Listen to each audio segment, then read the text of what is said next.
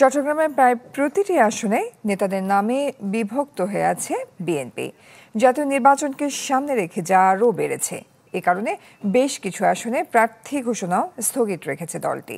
পাশাপাশি দলের মনোনীত প্রার্থী পরিবর্তনের দাবিতে মাঠে নেমেছে বঞ্চিতদের সমর্থকরা। নির্বাচনের আগে এখন বিভেদ মেটানোই সবচেয়ে বড় চ্যালেঞ্জ হয়ে দাঁড়িয়েছে বিএনপির সামনে। ইবেন মিরের রিপোর্ট। বাঁশখালী থেকে ফটিকছড়ি, রাউজান থেকে সীতাকুণ্ড, নেতাদের নামে দীর্ঘদিন ধরে চট্টগ্রামে প্রায় সব আসনে কয়েক ভাগে বিভক্ত হয়ে আছে বিএনপির কর্মী সমর্থকরা। জাতীয় সংসদ নির্বাচনে দলটির প্রাথমিক প্রার্থী তালিকা প্রকাশের পর সেই দ্বন্দ্ব এখন প্রকাশ্য। সড়ক অবরোধ থেকে শুরু করে মশাল মিছিল সবই হচ্ছে চট্টগ্রাম উত্তর ও দক্ষিণের বিভিন্ন উপজেলায়। কোথাও কোথাও উঠছে প্রার্থিতা পরিবর্তনের দাবি।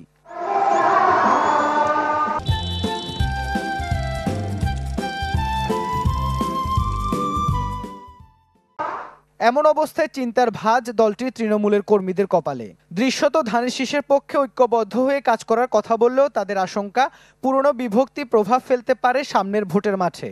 গ্রুপিং ছেড়ে দল যাকে মনোনয়ন দিবে আমরা ঠিক তার পক্ষেই কাজ করব। আমাদের যাকেই নমিনেশন দিছে তার পক্ষে হয়ে কাজ করা সেটা একদম অনিবার্য, তার পিছনেই কাজ করতে হবে। রাজনীতি যারা করেন তাদের একটা চাওয়া থাকে যে উনি সংসদ নির্বাচন করবেন। এই জায়গা থেকে হয়তো বা টুকটাক কিছু বিষয় আছে জানার শেষে যার হাতেই থাকবে তার পক্ষে ঐক্যবদ্ধভাবে কাজ করবে।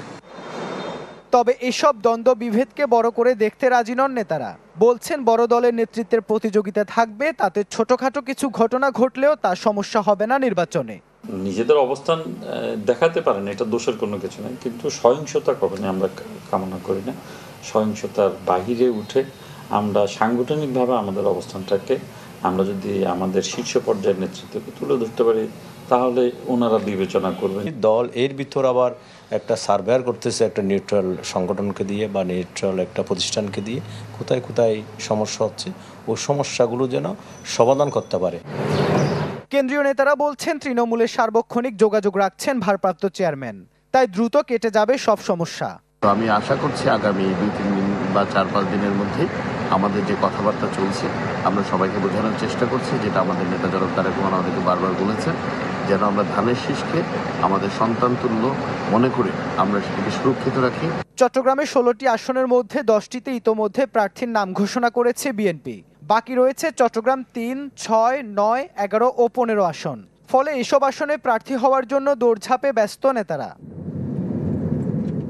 ইবেন মির, চ্যানেল 24, চট্টগ্রাম।